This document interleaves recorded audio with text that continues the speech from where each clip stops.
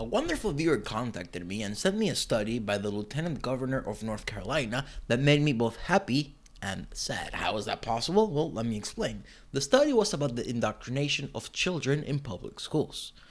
It made me happy that it was being officially investigated, but what made me sad was the disturbing findings. And that's what we're going to go over in this video. Now, we're not going to read the whole thing because it's over 40 pages and this is a YouTube video, but we're going to go over the key findings and some examples. Here we go.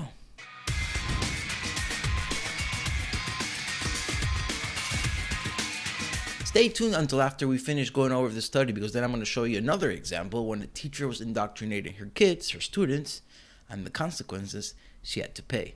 We'll get into that after this. All right. The Office of Lieutenant Governor Mark Robinson, Indoctrination in North Carolina, Public Education. Okay. To whom it may concern, throughout servicing as volunteers on the Lieutenant Governor's task force, the Office of the Lieutenant Governor collected over 500 submissions. These submissions were a detailed report of concerns from parents, students, teachers, and administrators. As a task force, we reviewed individual submissions with the staff of the Lieutenant Governor and gave our thoughts on what we saw within those submissions. From that, the office began to compile a report. This report provides insight into the vast number of issues facing public education. The purpose of this report is to provide a clear picture of the current state of public education within North Carolina. I bet it echoes throughout the whole United States. The report has compiled information from the facts submission portal, follow-up emails with those who submitted complaints to gain additional evidence, documents from public schools and county boards of education, and articles and relevant social media from those involved in public education in North Carolina. This report is not a recommendation of any specific action or actions, but instead was created to be used as a resource so that public policy leaders can make an informed decision. I'm liking it so far. Table of contents: introduction, methodology, statistics, findings. All right, introduction. What is facts? Fairness and accountability in the classroom for teachers and students was created in response to reports received by the Office of the Lieutenant Governor. All right, we're not going to read that. The purpose of this report is to provide a clear picture of the current state of North Carolina. Methodology. People send in their submissions. If you're interested in this, I encourage you to go into the details, but that's not what we're going to do here, is it? No. All right. Findings. 1. Fear of retaliation. 2. The sexualization of kids. 3. Critical race theory. 4. White shaming. 5. Biased news media and or lesson plans. 6. Shaming of certain political beliefs. I've seen all of these in just some clips on Twitter, so I'm sure they found a lot of evidence. All right, number 1, fear of retaliation. Teachers, parents, and students across the state are afraid to report indoctrination or speak up in their communities out of fear they will lose their jobs or face mistreatment when pushing back against indoctrination, bias, or a lack of freedom of inquiry and freedom of speech in the classrooms.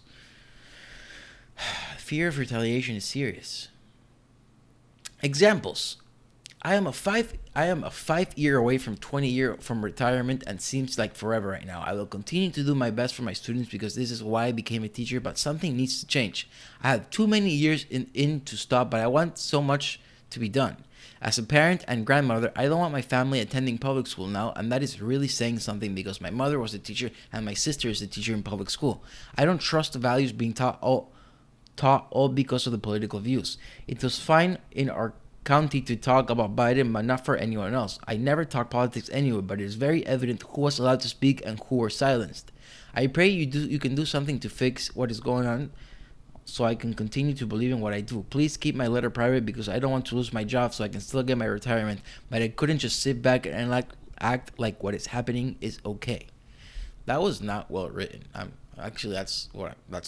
That was not well written. Let's see another one. As a parent, we're over here. As a parent, this makes me upset. As an educator, this is infuriating. I would also like my name not to be shared, as I have 9 years left in education. I also would love to find a way to support your efforts or work with you. I love your mission, and I'm an advocate of educating our students with facts, without bias or subjective intent. Our teacher of the year at school has a BLM decoration on her door. That's a good example. Let's move on to another finding. This is a bad one. The sexualization of kids. There have been numerous reports of the sexualization of kids across the states. This may involve coercing students into affirming ideas about sex and gender that their parents do not wish for them to be taught about. In some instances, school administration introduced educators to lie to parents. In some instances, school administration instructed educators to lie to parents about their children and to keep issues regarding their child's sexual identity and preference hidden from the parent. If this is not indoctrinating your children, literally separating them from the parent mentally and emotionally, then what is? This is what cult behavior is. They separate you from your family. This is a book. I don't want to get into that. More examples, but let's just go through the findings because this is, if we get through all the examples, we're going to be here forever. Critical Race Theory. A website, Learning for Justice Club, provides North Carolina teachers with over 6,000 critical race theory resources which find their way into the school system but are not state-supported or state-approved resources. In American society, proponents of critical race theory tend to assert that American society, including the government and institutions, exists to advantage white people and disadvantage people of color. Proponents often view society as two distinct groups, the oppressed and the oppressors. I made a video about this very recently, the oppressed and the oppressors, aka this is modern Marxism. This is what Marxism was all about, the oppressed against the oppressors. This is a long example and we're not going to go. Let's read this one. My name is blank and I am in my 14th year of teaching high school classes. Faculty and staff are required to attend professional development related to equity and microaggressions as it relates to race, gender, and other areas. They define the microaggressions as the everyday slights, indignities, put-downs, and insults that people of color, women, LGBTQ, R+, W5 populations, or those who are marginalized experience in day-to-day interactions. This is all bullshit, and this is indoctrination. Let's go to another finding. White shaming. Oh yeah, this is a big one. Students who are members of racial minorities or other identity groups across the state have been given authority by teachers to shame white students for being racist oppressors. Holy shit. Wow.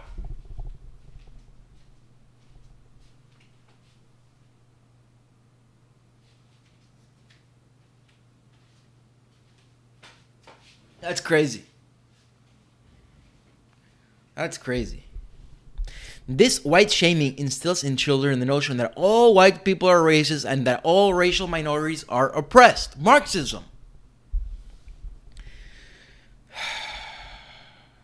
This white shaming promotes that an individual should face animosity based solely on actions committed by past members of the race group, which is illegitimate. Not only is it illegitimate, but it's racist. Look at these examples.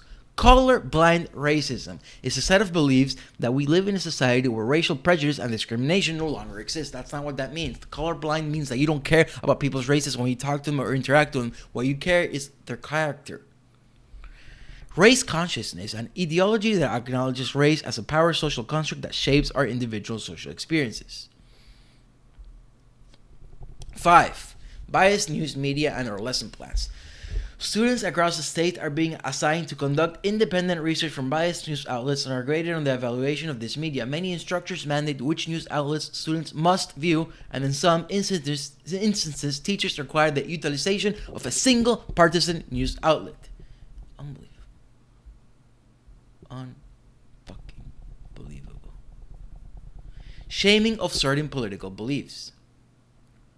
Teachers, parents, and students across the state have reported how political agenda in many schools is one-sided. Teachers are allowed and even encouraged to display BLM decorations on their doors to promote Blue Lives Murder. Holy shit. Blue Lives Murder? Wow, I haven't heard that one before. While apparel that is pro-police is not allowed. Additionally, students are being encouraged to kneel. They're being encouraged to kneel during the national anthem by having to write essays on the topic. Wow. Let's look at this picture. I can't really read those, but let's see this one. It can be said that Donald Trump has xenophobia because of his fear of people from other countries other than the United States. Fear of foreign things. Oh, so this is a vocabulary class. This is how they teach vocabulary. The boy was so impudent to his parents, it was clear that he had little respect for them.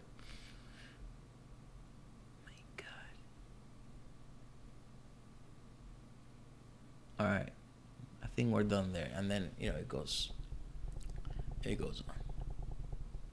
Wow. That was worse than I thought. Wow. Now you want to see a clip of this in action? Because I got the perfect clip for this video. Check this out. So during third period, we have announcements and they do the Pledge of Allegiance. I always tell my class, stand if you feel like it, don't stand if you feel like it, say the words if you want, don't have to say the words. So my class decided to stand but not say the words. Totally fine. Except for the fact that my room does not have a flag. It used to be there, but I took it down during COVID because it made me uncomfortable. And I packed it away and I don't know where, and I haven't found it yet. But my kid today goes, hey, it's kind of weird that we just stand and then, we say it to nothing. And I'm like, oh, well, I gotta find it. Like, I'm working on it. I got you.